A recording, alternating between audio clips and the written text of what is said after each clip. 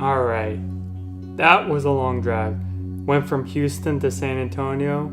I think I left at like 5:30, so 5:30 to about 9 o'clock. So made it to San Antonio. Gonna be doing my military weekend. We're gonna have a good time, and then I'm gonna go to back to Austin, and then Tuesday I go to Tyler, Texas as well. So I knew this week and the rest of the month was gonna be crazy because I go to Germany for 2 weeks in November. I just, it always hits you a little harder whenever you're actually doing it. But the one thing I was thinking of a lot when I was driving over here to San Antonio is stress testing your beliefs and values, but how we can go do that without other people. And one aspect I was thinking about is stress testing with extremes. So extremes with questions. So for me and for my belief system and my values, what I want in my beliefs and values, mainly my belief system, is answering the question, am I willing to believe this? Am I willing to go through eternal torment or hell for this belief system? And for me specifically, it's gonna be what I want to publish in a book for other people. I'm having this idea of 3 pillars of people's lives. So Kaizen, so the growth of yourself and thus others, love and values, and publishing it in a book. But I want this book to be something I'm 99% of. Of course, you can never get 100% and certainty in anything. That's what science is all about. How it's provisional, as I heard Stephen C. Meyer talk about in his Joe Rogan podcast. So what it means is that you can never prove something in 100%. It can, no matter how much evidence you have for it, it can never be proven beyond a reasonable doubt. Now, you can get enough evidence, like in a court trial, to be pretty darn sure that the person did it. And same in science, you can get that. You can see that with like theories of like Newton physics, as Einstein's theory of gravity. Like, we have so much evidence and so many examples of it that, at least in our reality, we're pretty darn sure it's going to be working everywhere. We're going to use it in all our equations moving forward. But in science, at least I feel like in good science, you always have that uncertainty with it, that ignorance of we don't know much about life, or not life, but about the world, and thus we need to gather evidence to try to counteract our ignorance and uncertainty about life in the world. And that's the same thing I want to do with this question. And going back to my book, what I want for myself is to ask myself, okay, am I willing to go through eternal torment or hell for the beliefs I am publishing in my book? And that's a weighty question. That's a weighty question. It's quite existential and it's quite overbearing. But what I find is that you need to go to the extremes to find, I don't want to say truth, but a greater understanding of your environment. Because if you who don't go to the extremes, then someone will. Whenever you are talking about your argument, they will say, "Hey, a good example. What was I writing about?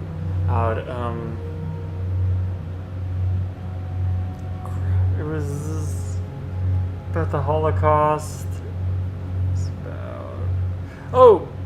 It was about humans with identifying yourself as a human with values. So, in my prior article and prior essay that I did, I think it was just about finding your identity. What I did in that article, also, I first laid out identity, what it is and how it's perceived right now. Then I laid out my claim of, okay, you got to think of yourself as a human first, and then a human with values, whatever values.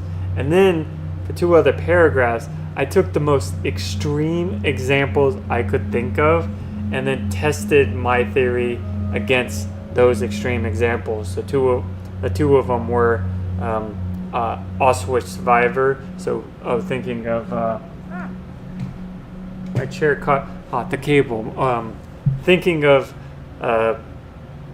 Otto Frank, so Anne Frank's father, and him literally losing all his family, all his friends from the annex. So stripping himself of a father figure,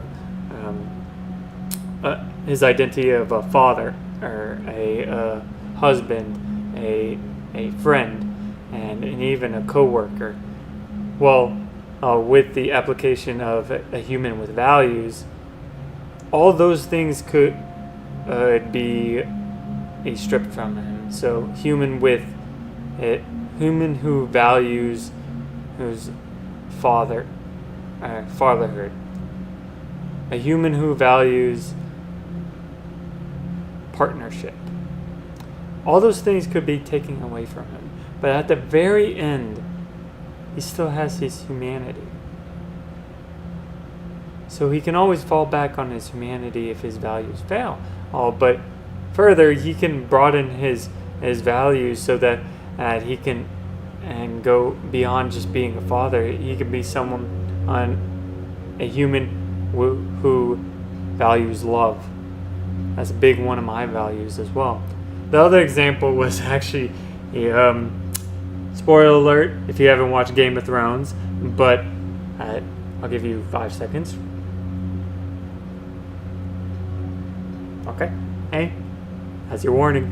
And Reek from Game of Thrones. So, having Ramsay Bolton, the bastard, torture Theon Greyjoy to the point that he doesn't even see himself as a human anymore. And what I found whenever I was writing, because that's one reason I write, is just to think about the ideas and even if they work. But what I found is that it's not that Theon became a creature. It's that Ramsay convinced Theon to perceive himself as something other than human. But in the end of the day, in reality and the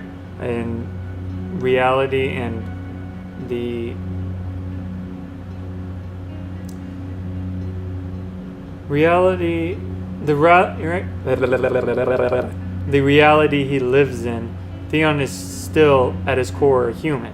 It's just that he has the perception and that he is something other than human, and through Ramsay Bolton's bastardly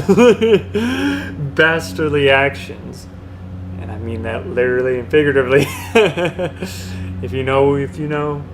Anyways, Ramsay, he literally tortured him and castrated him. That's what he means, by the way. So what I mean, by the way, but at the end of the day, Theon, even though he calls himself Reek, even though he doesn't even talk to other humans, even though he only obeys his Ramsay Bolton after all the torturing is done, he's still human, whether he believes it or not. So going back to using extremes, that's kind of what I want to do with this question. Am I willing to go through eternal torture and hell for my beliefs? Or no, my belief system, and also the beliefs that I am publishing in books for others to read and others to implement in their lives. Because that last one is, I feel, more weighty, because I'm actually sharing my belief system with other people also they can benefit as well. And I need to be almost darn sure of myself that I'm not giving people fallacious ideas or trying to plant sinister or fallacious beliefs in them to use in their everyday lives, because I'm ultimately responsible for planting that idea in someone else's head. And you can go back and forth about the free will and stuff like that, but for me, I don't think it's right to publish the ideas that you haven't worked to know and understand enough. And I think with this question of, I'm going to say it again, of this question of, am I willing to go through eternal torment and for the beliefs I'm going to publish, will help me, will kind of stray me away from leading others astray. But also another reason why I'm doing this book is so I can understand myself better. So it's just different things I was thinking about. So, and also throughout the coming years, I do want to put that into play with my own belief system. And I want to push it. I want to push it, and push it. And even if I don't have anyone else to contrast my idea, I still want to push it myself. And I think this is a good way to do it, is to go into hell or going to eternal torment.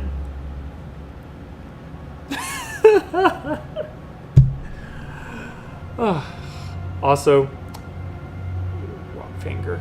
If you haven't been to the Alamo in San Antonio, definitely a must. The river walk is beautiful and it's great to go down.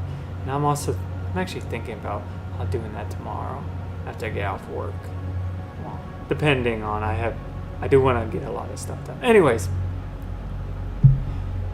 it was good talking to y'all, and I hope y'all have a great rest of your night. And remember, always try to test your ideas. Never be certain about anything. Always test your ideas. Test them. Be uncertain, and ask other people about your ideas. Don't be afraid. Hey, use my example of talking to you guys, of putting myself out there as encouragement to do what you need to find your conscious truth or conscious self. That's another thing I'm going to talk about in a little later in other videos, but find your inner self, your conscious self, and do that through rigorous thinking and reasoning. Yeah, I think that's good enough to publish. Maybe not to go to hell with, but we're getting there. Anyways, good night, y'all.